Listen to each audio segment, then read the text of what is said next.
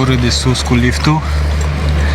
Acum mergem la una dintre plaje. Cam asta este priveliștea de astăzi. Poate o să mergem și cu parapanta, dar acum o să vă arăt una dintre cele mai minunate plaje, Puerto Rico, Gran Canarias. Haideți să vă arăt. Este destul de cald, frumos. Haideți să ne bronzăm. Și prima imagine, primul view la această plajă la care urmează să ajungem, foarte aproape de unde am fost cazați. Beautiful. Aveți traseu, mergeți pe jos, frumos, este destul de cald. După amiază, nu recomand să stați în mijlocul zilei, este soarele foarte tare, cum este perfect. Vă îmbronzați și nu vă ardeți, este foarte fain. Stați aproape, o să vă arăt și cum arată plaja.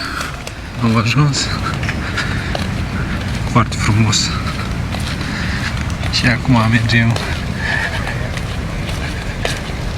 la plajă, baby. Full. Foarte frumos. Foarte frumos. Ne-am instalat. Altceva.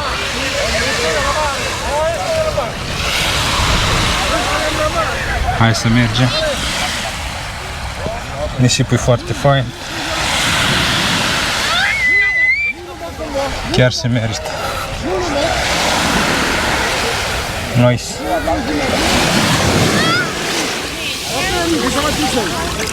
Apa foarte caldă, destul de caldă. Poți merge până în fața acolo la baraj. Și foarte limpede. Mai venim.